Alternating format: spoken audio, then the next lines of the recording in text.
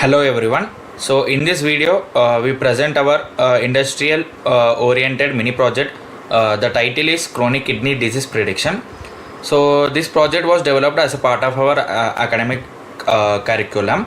So with the team of three members with the team of three members.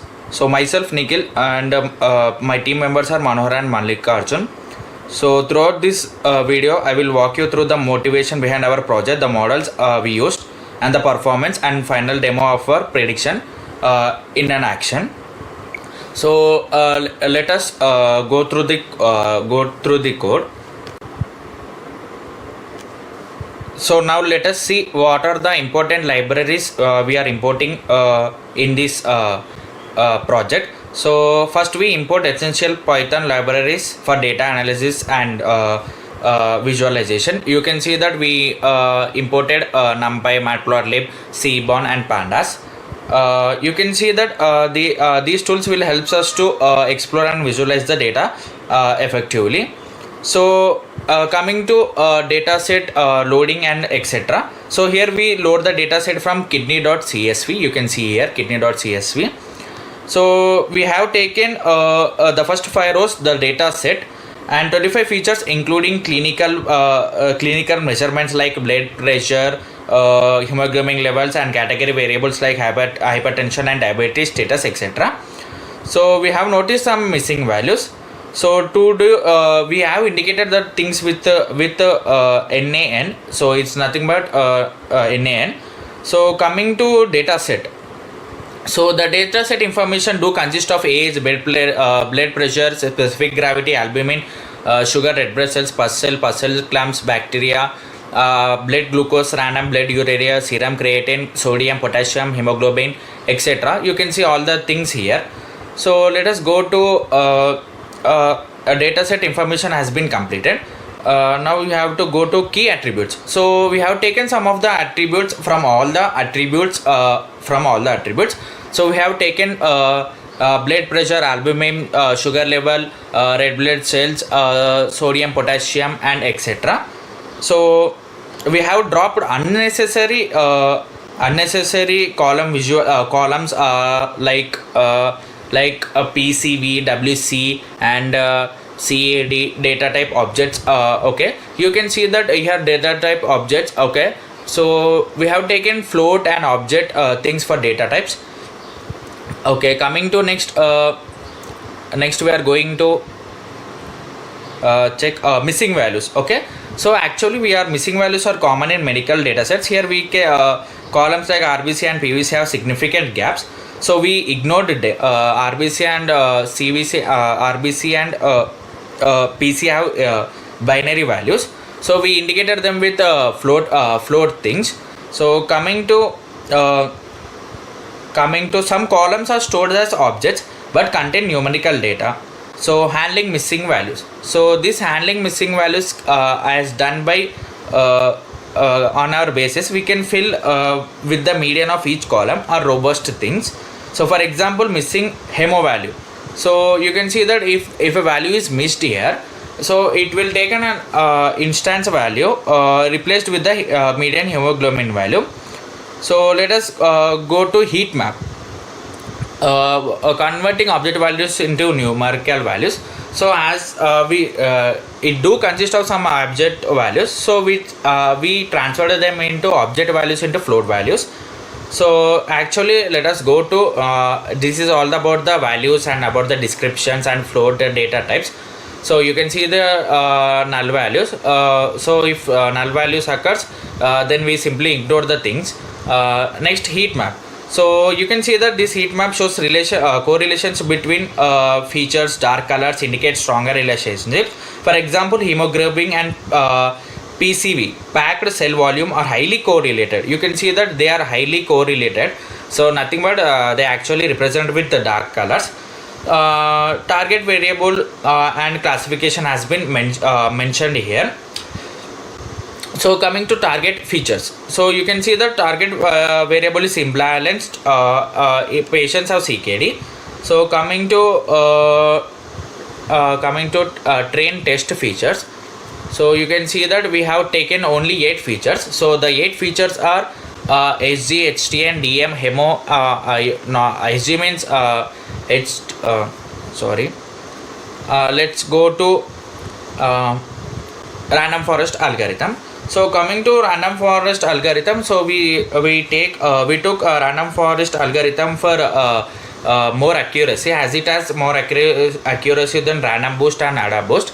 So we you can see that the accuracy is 97.5. Where coming to ADA boost classifier, we have 96.6 accuracy, whereas coming to gradient boosting we have 97.5. So the accuracy comparison, you can see that the accuracy comparison is random forest has more accuracy than ADA boost and gradient boost. ADA boost and gradient boost. Go through the code. So you can see that we have imported some libraries, modules like Streamlit, Pickle, and NumPy, etc. You can see that we used 3 models. One is random forest, and one is ADA boost, and one is gradient boosting. So we used a title called kidney disease prediction, which will be visible in the last output.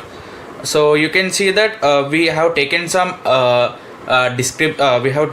titles and introductions called specific gravity. So this input helps assess how concentrated the urine is. So a Vettel marker of kidney function. So you can see that we used SG. SG is nothing but specific gravity. So where the user will give a input from user side. So here you can see that the min value is 1.005 and max value is 1.05. So we do added some description so that user can know what is SG means. So what is SG means. So coming to another thing, it is nothing but HTN is nothing but hypertension. So high blood pressure is also a major risk factor. So that's why we added it to the our project. So you can see that we actually also added a description so that you people who using our project can know what is this hypertension means. Next, coming to hemo. So hemo is nothing but hemoglobin. So here you can see that the min value is 3.0 and the max value is 17.0. Here we also added like previously for SG and for SG we added a description for this. Hemoglobin is nothing but a protein in the red blood cells that carries oxygen. So coming to diabetes. So you can see that diabetes is a leading cause of kidney failure. So we added this this into our code because it is one of the most important factor that describes a chronic kidney disease, whether it is a person is having chronic kidney disease or not. So coming to albumin. So the max value is 5 and the min value is 0. You can see here. Coming to here, you can see the description of albumin, what you mean by albumin and what is the range of the albumin, etc. So coming to appetite. So we indicated appetite as good and poor. So if the person is having a good appetite, then he will select the good option, and if the person is having a bad appetite, then he will select a poor appetite. So coming to RC. RC is nothing but red blood cells count. So an abnormal RBC count is often associated with also a kidney diseases. So you can see here we actually provided min value and max value. So that is nothing but minimum value is 2.0 and maximum value is 7.0. So and here you can see the description. So coming to pus cells. So pus cells, the presence of pus cells indicates possible infection or inflammation in the kidneys. So we actually provided 2 options, normal and abnormal. So it actually depends upon the user whether he chooses a normal pus cell count or abnormal thing. So coming to preparing the input for here you can see that data for prediction. So we actually used three algorithms: random boost, ADA boost, and gradient boost. So users can select either three any one of the model to get the accuracy. You can see that to get the accuracy, so you can see that random forest model have the 97.5 accuracy, whereas coming to ADA boost has 96.6 accuracy, whereas coming to gradient boost we have 97.5 accuracy. So you can see here if prediction is not none, so it will display the person is likely to have chronic disease. So if by the given values after selecting the model predict if the person is like to have chronic kidney disease or not, or else it will say the person is not likely to have CKD. So now let us run this project. So to run we need command like command streamlit run app1.py. This is a command I am going to run, so it will take a few seconds, so as it came. So let us stop here. So now let us take another value for predicting another patient record. So let us take a specific gravity as 1.02 and hypertension as no, and hemoglobin level as 15.00 and diabetes as S. So let us take albumin level as 3. So coming to appetite, so we given options for it. We given options for every attribute. So let us see that we take as a good attribute. So for red blood cell count we have taken 2.90. So coming to abnormal pus cell abnormal. So let us predict with ADA boost. So you can see that the person is not likely to have CKD. So let us take another algorithm. Let us take a random forest. So it actually predicting that the person is likely to have chronic kidney disease. So let us take the pus cell as normal. So you can see gradient boosting. So it also saying that the person is likely to have chronic kidney disease prediction.